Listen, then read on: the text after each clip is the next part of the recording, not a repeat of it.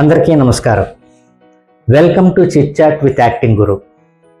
ఈరోజు మనం mirror exercise వల్ల ఉపయోగాలు ఏంటనేవి తెలుసుకుందాం. లాస్ట్ క్లాస్లో మిర్రర్ ఎక్సర్సైజ్ అంటే ఏంటి, ఎలా చేయాలి, దాని రూల్స్ అండ్ రెగ్యులేషన్స్ గురించి మాట్లాడుకున్నాం. ఈరోజు మిర్రర్ ఎక్సర్సైజ్ చేయడం వల్ల వచ్చే ప్రయోజనాల గురించి మనం మాట్లాడుకుందాం. అయితే దానికన్నా అంటే ఈ ప్రయోజనాలు చర్చించడానికి ముందు నా జీవితంలో జరిగిన ఒక రియల్ ఇన్సిడెంట్ మీకు షేర్ చేసుకుంటాను. నేను హైదరాబాద్లో యాక్టింగ్ ట్రైనింగ్ ఇస్తున్నప్పుడు వన్ ఆఫ్ మై స్టూడెంట్, అంటే కలిసే ఉండేవాళ్ళమే, తను నా దగ్గర యాక్టింగ్ నేర్చుకున్నాడు. ఒకరోజు సాయంత్రం మేము కేవీఆర్ పార్క్లో వాకింగ్ చేస్తుండగా మేము మాట్లాడుకున్న సందర్భంలో తను అడిగాడు, సార్ ఏదన్నా సీన్లో బాగా బాధపడి కళ్ళని నీళ్ళు వచ్చేలాగా ఏడవాల్సి వచ్చినప్పుడు నిజంగా ఫీల్ అయ్యి ఎమోషన్లోకి వెళ్ళి ఇన్వాల్వ్ అయ్యి ఏడిస్తే కళ్ళని నీళ్ళు వస్తాయా, లేదంటే నార్మల్గా కళ్ళని నీళ్ళు వస్తాయా? అంటే కన్నీళ్లు తెచ్చుకోవడం అనేటటువంటిది ఒక పెద్ద టాస్క్ కదా. సో దాన్ని ప్రతిసారి ఇప్పుడు కెమెరా యాక్షన్ అనగానే ఇలాగ ఎమోషన్లోకి వెళ్తాము, కళ్ళని నీళ్ళు వస్తాయి, సడన్గా డైరెక్టర్ గారు కట్ అంటారు. మళ్ళీ రెండోసారి షార్ట్ రెడీ అన్నప్పుడు మళ్ళీ ఎమోషన్లోకి తెచ్చుకొని కళ్ళని నీళ్ళు తెచ్చుకొని ఒక డైలాగ్ చెప్పగానే ఏదో టెక్నికల్ ప్రాబ్లం వచ్చి మళ్ళీ డైరెక్టర్ గారు కట్ అంటారు. ఇలా ఎన్నిసార్లు చేయాల్సి వస్తే అన్నిసార్లు కూడా మనం న్యాచురల్గా కళ్ళని నీళ్ళు తెచ్చుకోవడం అనేటటువంటి ప్రక్రియ అది ఎంతవరకు సాధ్యం, ఏ విధంగా చేయొచ్చు అంటారు. మీ అందరికీ తెలిసే ఉంటుంది. కన్నీళ్ళు పెట్టుకోవాలంటే ప్రతి ఆర్టిస్ట్ కూడా ఇన్స్టెంట్గా కన్నీళ్ళు తెచ్చుకోవాలంటే గ్లిజరిన్ వాడతారు. చాలామంది ఆర్టిస్టులు గ్లిజరిన్ వాడకుండా కూడా ఎప్పుడు కావాలంటే కళ్ళని నీళ్ళు తెచ్చుకునే అలవాటు ఉన్న ఆర్టిస్టులు కూడా ఉంటారు. అయితే తను అడిగిన ప్రశ్నకి నేను ఇలా సమాధానం చెప్పాను. అసలు కళ్ళని నీళ్ళు తెచ్చుకోవటం న్యాచురల్గా సహజంగా టీయర్స్ తెచ్చుకోవడం అనేది ఒక టెక్నిక్. ప్రతిసారి ఫీలింగ్లోకి వెళ్ళి ఎమోషన్కి వెళ్ళి ఫీల్ అయ్యి ఎమోషనల్ రీకాల్ తెచ్చుకొని కళ్ళని నీళ్ళు తెచ్చుకొని ఆడవలసిన అవసరం లేదు. ఇట్ ఈస్ ఎ టెక్నిక్ అన్నాను, అంతే. వాట్, ఏడవటం కళ్ళని నీళ్ళు తెచ్చుకోవడం టెక్నికా? అది ఎలా పాసిబుల్ అవుతుంది సార్, నేను నమ్మలేను అని. సరే, అయితే నేను విశాఖపట్నంలో యాక్టింగ్ కోర్స్ చేసేటప్పుడు మాకు మిర్రర్ ఎక్సర్సైజ్ చేసే టైంలో నా లైఫ్లో ఒక ఇన్సిడెంట్ జరిగింది. అదేంటంటే మా సారు రెగ్యులర్గా మాకు మిర్రర్ ఎక్సర్సైజ్ చేయిస్తూ ఉండేవాడు. అది ఎలాగంటే మిర్రర్ ఎక్సర్సైజ్ చేస్తున్నప్పుడు ఆల్రెడీ నేను చెప్పినట్టుగా ఆబ్జెక్ట్గా ఒకరు యాక్ట్ చేస్తే తర్వాత సబ్జెక్ట్గా ఒకరు యాక్ట్ చేస్తారు. ఆబ్జెక్ట్ అంటే మిర్రర్, సబ్జెక్ట్ అంటే పర్సన్. సబ్జెక్ట్ ఏదైతే చేస్తున్నాడో అదే ఆబ్జెక్ట్ ఇమిడియేట్ చేయాలన్నమాట.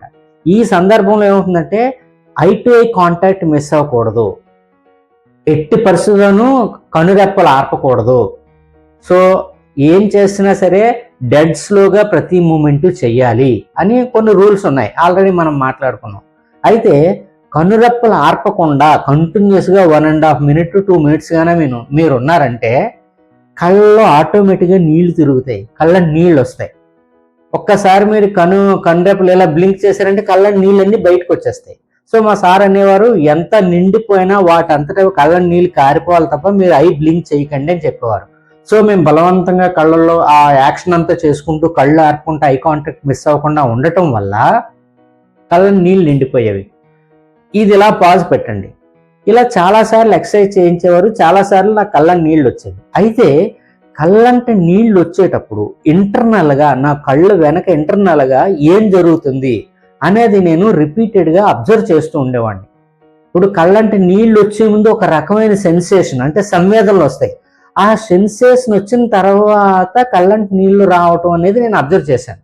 అయితే ఒకసారి కళ్ళంటి నీళ్ళు వచ్చిన తర్వాత మిర్రర్ ఎక్సర్సైజ్ అయిపోయిన తర్వాత కళ్ళు తుడిచేసుకుంటే ఏదో చాలాసేపు ఏడిసి ఆగిన తర్వాత ఉండే ఒక ఫీలింగ్ ఉంటుంది కదా, అలాగే ఉండేది. కనీసం ఆ ఫీలింగ్ నాకు 1 hour ఉండేది. ఏడ్చి కళ్ళు నీళ్ళు తుడుచుకొని ఆపేసిన తర్వాత ఏడ్చి అలసిపోయిన ఫీలింగ్ ఉంటుంది కదా, ఆ ఫీలింగ్ నాకు ఉండేది. ఏంటి ఇలా ఉంటుంది, నేను నిజంగా ఏడవటం లేదు కదా, ఓన్లీ ఎక్సర్సైజ్ చేసేటప్పుడు కదా కళ్ళ నీళ్ళు వచ్చాయి అనుకునేవాడిని. అయితే నేను అబ్జర్వ్ చేసినప్పుడు కళ్ళంటి నీళ్ళు వచ్చేటప్పుడు ఏ విధంగా లోపల నాకు సెన్సేషన్స్ వస్తున్నాయి, లోపల ఇంటర్నల్గా ఎలాంటి మార్పులు వస్తున్నాయో అబ్జర్వ్ చేయటం మొదలుపెట్టాను. సో ఈ ఎక్సర్సైజ్లో కళ్ళ నీళ్ళు వచ్చే టెక్నిక్, ఆ కళ్ళ నీళ్ళు వచ్చేటప్పుడు ఏ విధంగా జరుగుతుంది అనేది నా మెమరీలో రికార్డ్ అయిపోయింది. ఆ తర్వాత మామూలుగా ఎప్పుడన్నా కళ్ళ నీళ్ళు రావాలి ఏడవాలనుకున్నప్పుడు నేను మిర్రర్ ఎక్సర్సైజ్ చేసినప్పుడు కళ్ళ నీళ్ళు వచ్చేటప్పుడు ఏ విధమైన స్టేట్లో ఉంటే నా కళ్ళ నీళ్ళు వచ్చేవో ఆ స్టేట్ని గుర్తు చేసుకునేవాడిని.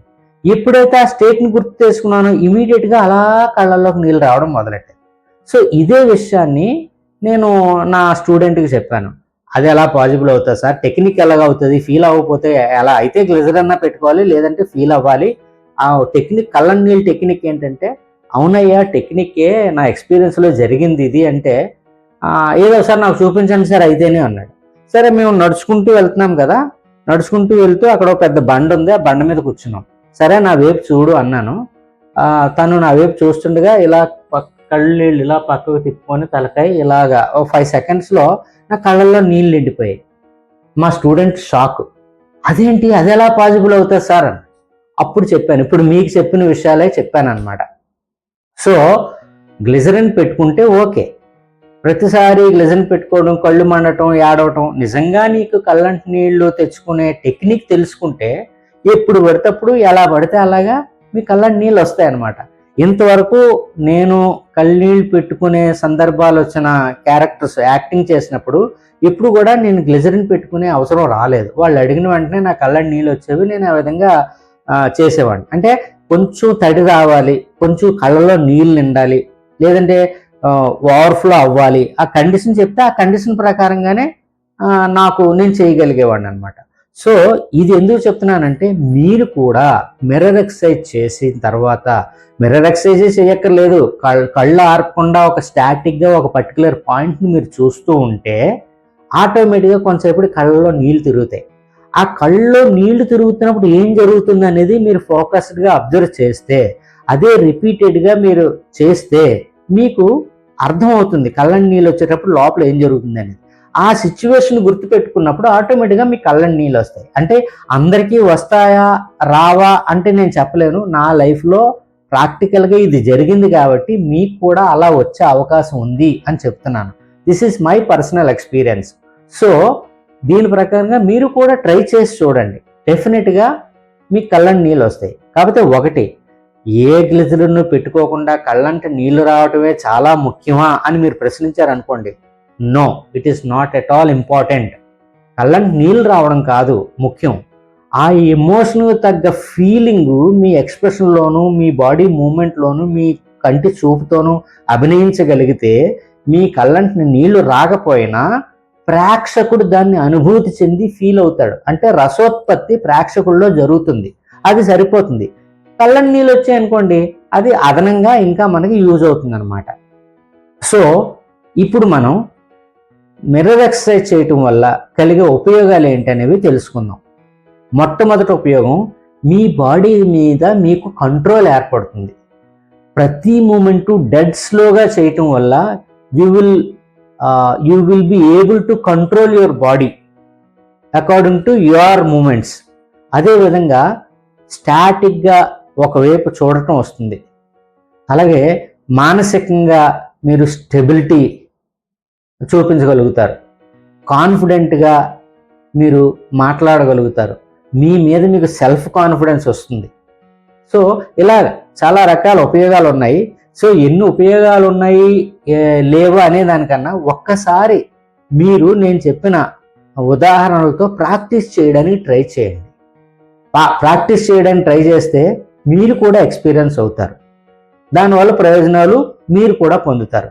సో ఇదండి, మిర్రర్ ఎక్సర్సైజ్ చేయటం వల్ల మిగతా అన్ని ప్రయోజనాలతో పాటు మీకు సునాయాసంగా టెక్నిక్ నేర్చుకుంటే ఈజీగా కళ్ళని నీళ్ళు తెచ్చుకునే అవకాశం వస్తుందన్నమాట. So thank you for watching this video. మీకు నచ్చితే ఈ వీడియోని సబ్స్క్రైబ్ చేయండి, లైక్ చేయండి, వీలుంటే కామెంట్ చేయండి. Thank you very much. మరొక ముఖ్యమైన అంశంతో మరొకసారి కలుసుకుందాం. నమస్కారం.